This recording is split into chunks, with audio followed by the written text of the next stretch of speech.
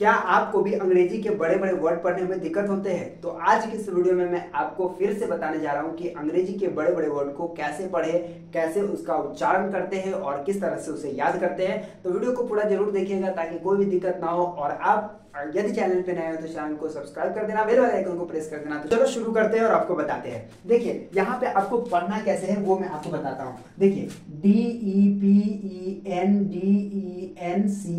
इसको पढ़ेंगे डिपेंडेंसी। क्या पढ़ेंगे?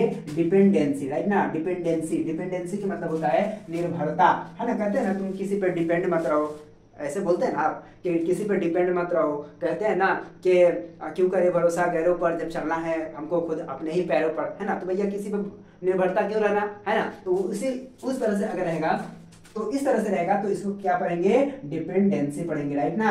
तो चलिए अगला है EVIDENCE,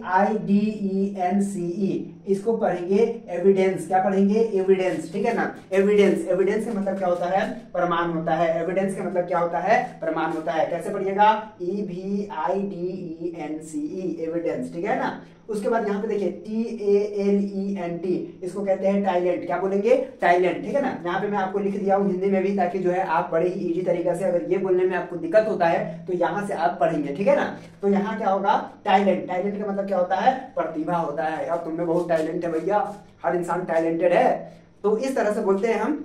तो इसका टैलेंट का मतलब क्या है? प्रतिभा, ठीक है। उसके बाद देखिएगा STRUCTURE, इसको बोलेंगे स्ट्रक्चर। क्या बोलेंगे? स्ट्रक्चर।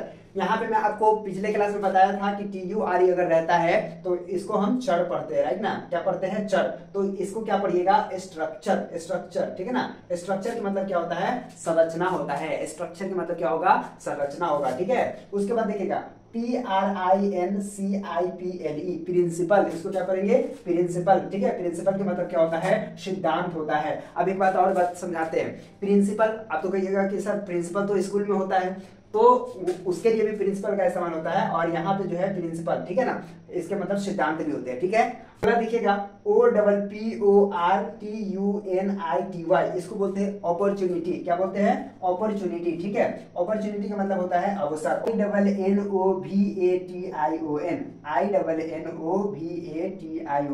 इसको बोलते हैं इनोवेशन। क्या बोलते हैं? इनोवेशन, ठीक है। इनोवेशन बोलते हैं, राइट ना। तो इनोवेशन यहाँ पे TION रहता है, तो ये रूल मैंने पहले ही बता दिया था। अगर आपने वीडियो नहीं देखा है तो जरूर जाकर देख लीजिएगा। तो इनोवेशन, इनोवेशन का मतलब होता है आविष्कार। इनोवेशन का मतलब क्या होता है? आविष्कार करना सर, इनोवेशन करना सर, आविष्कार करना, राइट ना। उसका देखिएगा FREEDOM, फ्रीडम, इसको क्या पढ़िएगा? फ्रीडम। फ्रीडम का मतलब होता है स्वतंत्रता। स्वतंत्रता का मतलब होता है आजादी, फ्रीडम, ठीक है ना। तो फ्रीडम का मतलब क्या होता है?